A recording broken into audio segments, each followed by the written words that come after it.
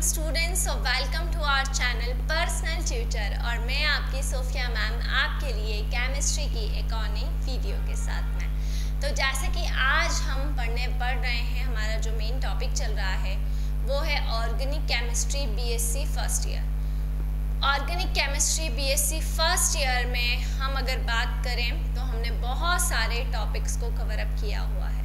तो जो भी बच्चे मेरी ये वाली वीडियो देख रहे हैं, अगर उन्हें और इस चैप्टर से रिलेटेड और भी टॉपिक्स को कवर अप करना है, स्टडी करना है, तो प्लेलिस्ट में जाएं और प्लेलिस्ट में जाकर वहाँ से आप BSc first year organic chemistry डालकर मेरे जितने भी अभी तक के वीडियोस हैं वहाँ से देख सकते हैं। चलिए, तो हम यहाँ पर पढ़ रहे हैं बच्चों, ठीक है, ऑर्गेनिक केमिस्ट्री यूनिट फर्स्ट। और ऑर्गेनिक केमिस्ट्री यूनिट फर्स्ट में लास्ट वाली वीडियो में मैंने आपको बॉन्ड फिजन और उसका एक टाइप बताया था, ठीक है। तो हमने बॉन्ड फिजन करा था बॉन्ड फिजन। सो हमने करा था बॉन्ड फिजन,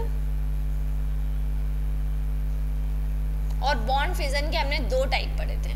बॉन्ड फिजन हमने किया, और बॉन्ड फिजन के कितने टाइप्स हमने किए थे? बॉन्ड फिजन के टू टाइप्स होते हैं। एक होमोलिटिक बॉन्ड फिजन होता है और एक हेट्रोलिटिक बॉन्ड फिजन होता है। दो टाइप होते हैं बॉन्ड फिजन के। एक क्या होता है? होमोलिटिक बॉन्ड फिजन, और एक क्या होता है? हेट्रोलिटिक बॉन्ड फिजन, है ना। तो there is two types of bond fission, homolytic bond fission and heterolytic. Homolytic मैंने आपको क्या बताया था कि जब भी बॉन्ड ब्रेक होगा, फिजन मतलब ब्रेक होना, जब भी बॉन्ड ब्रेक होगा तो दोनों साइड पर इक्वल नंबर में इलेक्ट्रॉन मूव करेंगे। जब भी बॉन्ड ब्रेक होगा तो दोनों साइड पर इक्वल नंबर में इलेक्ट्रॉन चले जाएंगे और फ्री रेडिकल का फॉर्मेशन करेंगे। मतलब बॉन्ड का फिजन कैसा होगा? बॉन्ड का फिजन होगा सिमेट्रिकल। उसको हम क्या कहते हैं? होमोलिटिक बॉन्ड फिजन कहते हैं। लेकिन अब हम क्या पढ़ने वाले हैं? अब हम पढ़ने वाले हैं heterolytic bond fission. Heterolytic bond fission. तो बोले मैम हेट्रोलिटिक बॉन्ड फिजन क्या होगा? What do you mean by heterolytic bond fission? So heterolytic bond fission क्या होगा कि इस तरह के फिजन में जो कोवेलेंट बॉन्ड रहेगा वो अनसिमेट्रिकली शेयर्ड होगा। अनसिमेट्रिकली मतलब क्या? होमोलिटिक में एक एक इलेक्ट्रॉन जा रहा था दोनों तरफ, जहां बॉन्ड ब्रेक हुआ वहां पे दोनों तरफ एक एक इलेक्ट्रॉन। अब एक वर्ड आया है अनसिमेट्रिकली बॉन्ड ब्रेकिंग। अनसिमेट्रिक मतलब विच इज नॉट इक्वल, जो बराबर नहीं है, जो इक्वल नहीं है, वो क्या हो जाएगा? वो हो जाएगा आपका अनसिमेट्रिकली, है ना। तो अनसिमेट्रिकली का मतलब क्या हो जाएगा? जब बॉन्ड्स जो भी हैं वो दोनों तरफ जो बॉन्ड्स बन रहे हैं, दोनों तरफ जो बॉन्ड्स हैं, ठीक है, तो उस केस में क्या हो रहा है? दोनों एटम्स जो आपके हैं वो दोनों एटम्स के पास में सेम नंबर में, इसमें सेम नंबर में अब इलेक्ट्रॉन नहीं जाएंगे। तो वहाँ पर हेट्रोलिटिक बॉन्ड फिजन होगा। पहले एग्जाम्पल समझाती हूँ और उसके बाद में मैं आपको इसकी डेफिनेशन लिखवाऊंगी। जैसे फॉर एग्जाम्पल हम अल्काइल हैलाइड को ही ले लेते हैं। तो अल्काइल हैलाइड के अंदर किस तरह से होगा बॉन्ड का फिजन, ये आप देख लेते हैं। देखिए अल्काइल हैलाइड में क्या होता है, देखिए ये RX बॉन्ड होता है। अब X is more electronegative. Halogen क्या होता है? हैलोजन ज़्यादा इलेक्ट्रोनेगेटिव होता है, तो मैक्सिमम इलेक्ट्रॉन किसकी तरफ चले जाते हैं? हैलोजन की तरफ चले जाते हैं, और कार्बन पर इलेक्ट्रॉन की डेफिशिएंसी हो जाती है। तो यहाँ पर क्या होगा? यहाँ पर आ जाता है, क्योंकि हैलोजन की तरफ इलेक्ट्रॉन ज़्यादा रहेंगे, है ना। हैलोजन की तरफ इलेक्ट्रॉन, दो केस हो सकते हैं। हैलोजन की तरफ इलेक्ट्रॉन ज़्यादा रहेंगे तो हैलोजन पर आ जाएगा नेगेटिव चार्ज, और अल्काइल ग्रुप पे आ गया है positive charge. Positive charge indicate करता है इलेक्ट्रॉन की डेफिशिएंसी, इलेक्ट्रॉन की कमी को, जबकि जो नेगेटिव चार्ज है वो ये इंडिकेट करता है इलेक्ट्रॉन रिच कितना है, इलेक्ट्रॉन रिच स्पीशीज कितना है। तो यहाँ पर क्या हो रहा है? यहाँ पे आ रहा है बच्चों पॉजिटिव चार्ज। पॉजिटिव चार्ज का मतलब समझ रहे हैं? पॉजिटिव चार्ज का मतलब क्या होगा? पॉजिटिव चार्ज का मतलब होगा कि इलेक्ट्रॉन डेफिशिएंट हो गया है ना। तो ये आपका बन गया है कैटायन, और ये बन चुका है anion.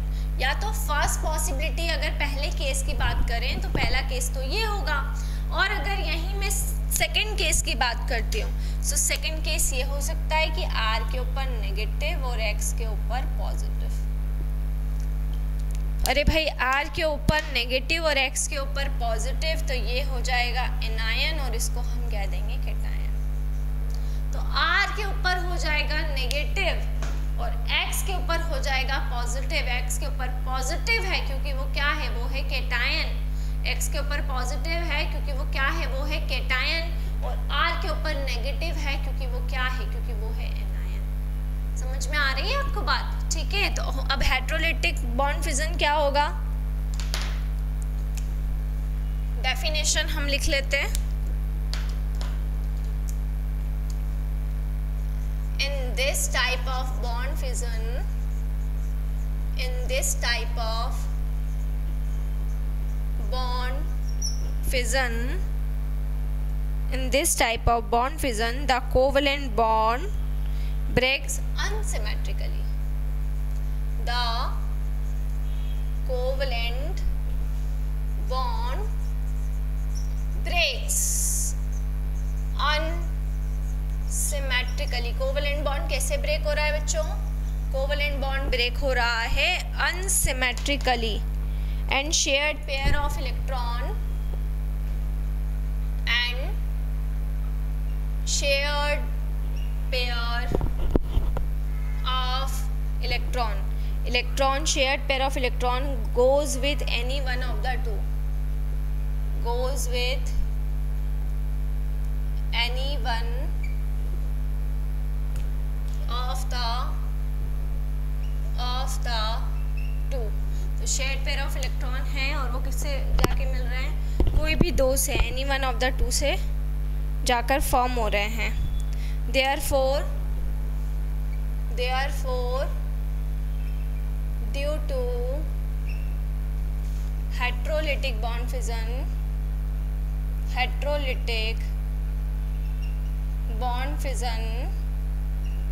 due to heterolytic bond fission ions are formed। क्या बनेंगे? ions are formed। ions यहाँ पर आकर क्या हो जाएंगे, फॉर्म्ड हो जाएंगे। ठीक है ना? अब इस एग्जाम्पल में देखिए, इस एग्जाम्पल की अगर हम बात करें तो इस एग्जाम्पल के अंदर क्या है, इस एग्जाम्पल के अंदर इन दिस एग्जाम्पल इस एग्जाम्पल में क्या दिखाई दे रहा है आपको कि R क्या है, R क्या है ना, पॉजिटिव है या फिर नेगेटिव है। इस एग्जाम्पल में क्या आपको दिखाई दे रहा है कि R क्या है, पॉजिटिव हो सकता है या फिर नेगेटिव हो सकता है। R पॉजिटिव है या फिर नेगेटिव है। सो जब R को हम क्या बोल रहे हैं कि R या तो पॉजिटिव है या फिर नेगेटिव है, तो R अगर है और R अगर कैसा चार्ज कंटेन कर रहा है, पॉजिटिव चार्ज कैरी कर रहा है। R पर कैसा चार्ज है, R पर है पॉजिटिव चार्ज। तो जब R पर पॉजिटिव चार्ज है तो इसको हम क्या बोलेंगे, इसको हम कहेंगे कैटायन।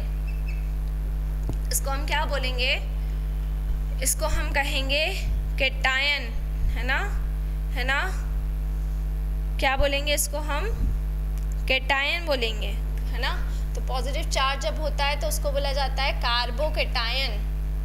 क्या बोला जाता है, कार्बोकैटायन। जब R मतलब कार्बन के ऊपर जब भी पॉजिटिव चार्ज आ जाता है तो उसको क्या बोलते हैं, उसको कहते हैं कार्बोकैटायन। तो कार्बोकैटायन कब होगा, जब उसके ऊपर कैसा चार्ज आ जाएगा, जब उस पर पॉजिटिव चार्ज है ना। तो फर्स्ट केस में ये जो है ये है कार्बोकैटायन, है ना।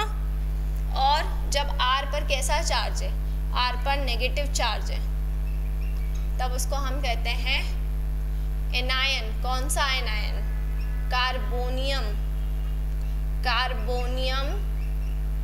एनायन।